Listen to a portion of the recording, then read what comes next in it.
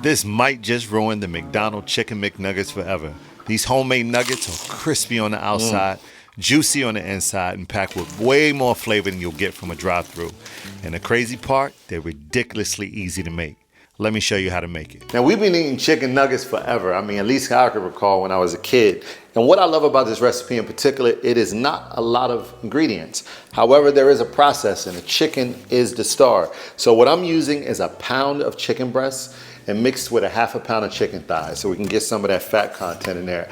Now, I've taken these, I've diced these up already, got them ready to go because it's much easier to work with before we place them in a food processor. So once you get them diced up, literally just take them, pour them in your food processor. The chicken's already added in there. The next thing you want to do is add an egg. So you crack one egg and place it on the inside. We're going to take about a teaspoon of kosher salt, some garlic powder, some onion powder, and the last two ingredients, which is very important. Chicken McNuggets, from what I've learned, is the white pepper is a key ingredient. So that white pepper adds good flavor. And I'm also adding in a half a teaspoon of paprika. I'll put all the ingredients here for you to remember. Now we put our lid back on and we blend it together.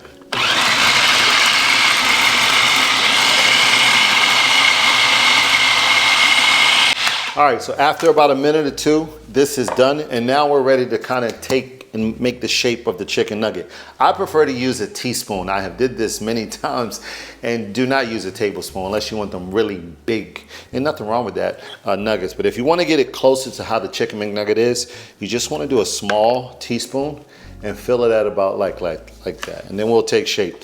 Put a little oil on the tip of your fingers. This is very helpful so that it doesn't stick, and it makes it very easy to shape.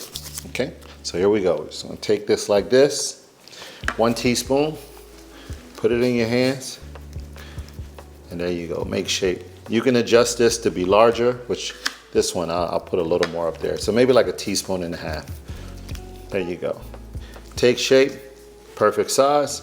Now you wanna move this over here, do a little cornstarch, and once it's like you want it, you set it right here on the parchment paper, and then just repeat the process over and over again until you get them all done. So I'm gonna go ahead, about a teaspoon and a half as we decided, get these all ready, formulate the shapes, and get it done. All right, so we seasoned, grinded, and shaped out our chicken nuggets. We coated them with cornstarch. Now the next step is very important. Is you want to put them in the freezer. Some people will refrigerate if you don't have a lot of time, but I strongly suggest throwing them in the freezer for about 30 minutes at least. A couple of hours is even better so they can firm up and harden. And that way when we get out and dredge and put our wet batter on it, it holds together really, really nice. So we'll be back in 30 minutes. We're gonna go ahead and get these in the freezer right now. All right, we've had these in for at least 30 minutes. They are nice and cold. And as you see, it's holding the shape very well. And that's all we wanted it to do. If you have more than 30 minutes, don't worry about it. Go ahead and let it stay for a couple hours. It's just as good. All right, now you want to set up 2 stations. You want to set up your standard dredge station, which is just a cup of flour. And of course, I'm mixing a little bit of white pepper. You do not have to do that if you don't like. The second station is going to be for your wet batter, and that is going to include 1 cup of flour, a half cup of cornstarch,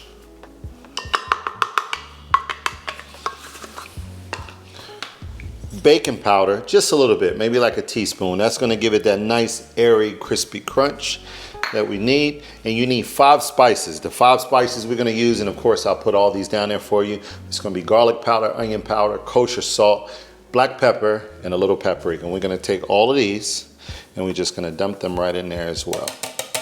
Just mix those together, get those spices and the seasoning and flour all together.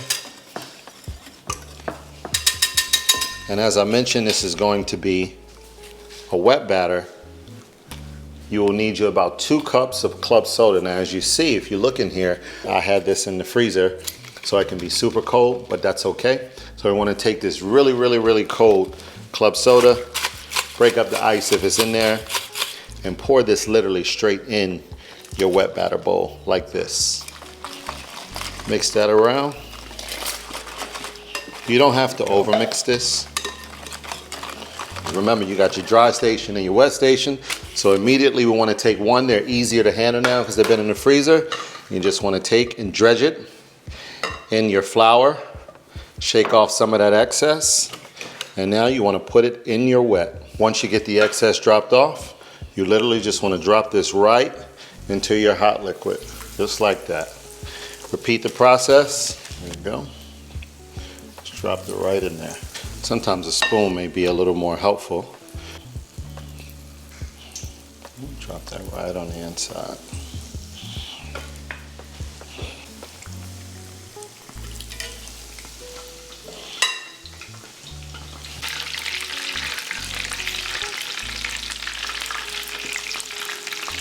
Now these are cooking up nice. What I like to do is just take a slotted spoon with some holes in it and take out the little crumb from the top.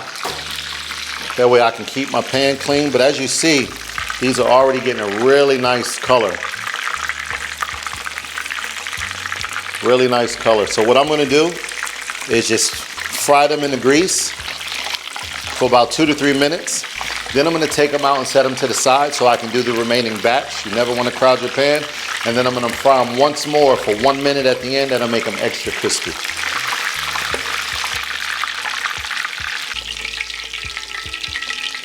Okay. All right, now the second batch is almost done. Most people will ask, if you look at the consistency of this batter, believe it or not, it doesn't fall off much in the grease. It sticks to it and bonds nicely. You want to think of a tempura batter. That's kind of like what it is. That gives it that nice, airy, real proprietary McDonald nugget versus the other nuggets. All right, so we're going to take these out because we're going to double fry. Just get the extra crunch. Now we're going to put these on the side as the second batch.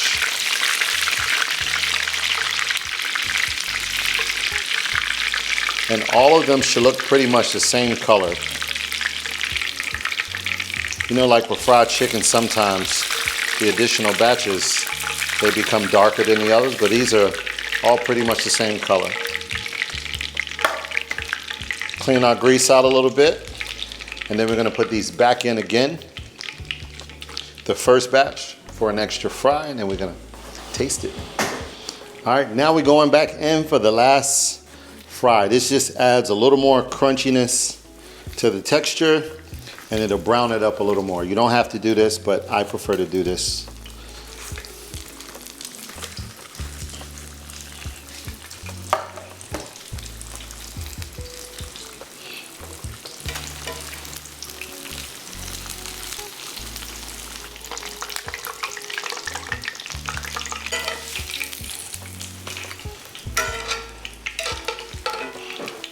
Now the first batch was double fried, now the second was going in. So if you look at the difference in color, you'll notice that this side went into the grease twice and this side did not. So it gives it a nice, more golden brown color. And obviously these are crunchier. Like you can hear that crunch. So we're gonna throw these side in too, and then we'll be done.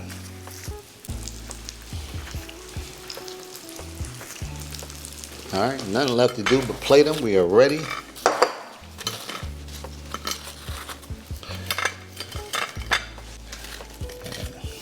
The whole family can enjoy this, which is what I love about it. I don't know if you're a barbecue person or you're a honey mustard person. I love a honey mustard, but I prefer to make my own at home. If you want this recipe, it's delicious. I'm happy to share it with you. Let me know in the comment section. I'm gonna drip my honey mustard right in the middle, so that I can enjoy that as well. Now this yielded about 18 to 20 nuggets, but as you can see, I mean, I made these suckers much bigger than what McDonald's will give you. So you probably could get 50 pieces out of this if you consider family and you're doing it for the kids, or you want, you know, smaller nuggets, but it all depends on how much or how big that you want them. So let's taste it. Solid crunch. Wow. Look how juicy it is. Much different in texture than you would get if you go to your local fast food place. You know, I post a lot of recipes, but this one is a lot of fun to make because it sends you back to your childhood where at some point everybody had McDonald's chicken nuggets. This is on a different level. One, you know what's in the chicken. You know that it's chicken. It is much more healthier. You got the holidays coming up. You can infuse your meat with whatever you want to make it your own. But try it like this, and definitely do not sleep on the honey mustard sauce. I'll put that down there for you as well. If you want to, let me know in the comment section, and just enjoy, because it's a hit. It's hot, so be careful. That's good, ain't it? You did it. I did it.